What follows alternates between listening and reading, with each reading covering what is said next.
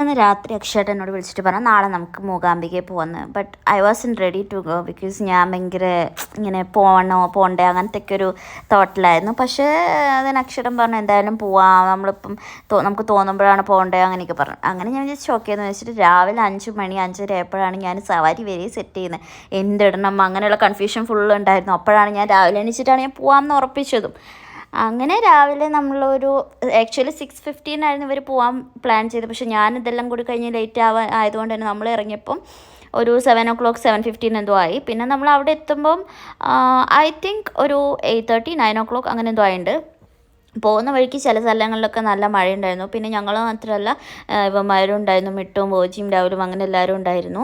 എന്നിട്ട് നമ്മൾ അവിടെ എത്തി നേരെ തന്നെ നമ്മൾ ചെന്നിറങ്ങിയപ്പോൾ നല്ല മഴയായിരുന്നു.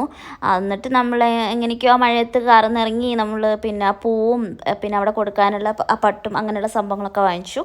എന്നിട്ട് നമ്മൾ ഉള്ളിൽ പോയി. അപ്പോഴേ ഞാൻ ഇവരോട് പറഞ്ഞതാണ് നമുക്ക് പൈസ കൊടുത്ത് കയറാൻ, പൈസ കൊടുത്ത് തരാം. അപ്പോൾ ഇവർ പറഞ്ഞു വേണ്ട, നമ്മൾ സാക്രിഫൈസ് ചെയ്യണം, നമ്മൾ കുറേ നേരം നിൽക്കണം എന്ന് പറഞ്ഞു.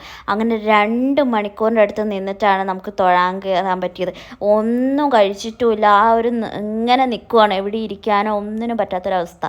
എന്നിട്ട് 2 മണിക്കൂർ അത്രയും നേരം ക്യൂ നിന്നിട്ടുണ്ടെങ്കിൽ നമുക്കൊരു 5 മിനിറ്റെങ്കിലും അവിടെ നിന്ന് പ്രാർത്ഥിക്കാൻ പറ്റുമെങ്കിൽ ഇത്ര കുഴപ്പമില്ല. ഇത്രയും സാക്രിഫൈസ് ചെയ്തിട്ട് 2 മിനിറ്റ് പോലും നമുക്ക് അവിടെ മര്യാദയ്ക്ക് നിന്ന് പ്രാർത്ഥിക്കാൻ പറ്റില്ല. അതാണ് ഏറ്റവും വിഷമമുള്ള ഒരു കാര്യം.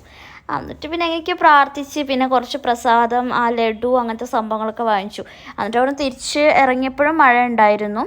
എന്നിട്ട് അതിൻ്റെ മുന്നിൽ തന്നെ ഒരു റെസ്റ്റോറൻറ്റ് ഉണ്ട്. നമ്മൾ ലാസ്റ്റ് ടൈം പോയപ്പോഴും ഒക്കെ അവിടെ നിന്ന് തന്നെ ഫുഡ് കഴിക്കുക. അപ്പോൾ ഞാനാണെങ്കിൽ പുലാവ് കഴിച്ചു, ഇവരൊക്കെ മസാല ദോശയും പിന്നെന്തോ എന്തൊക്കെയോ അങ്ങനെ എന്തൊക്കെയോ ഓർഡർ ചെയ്തു.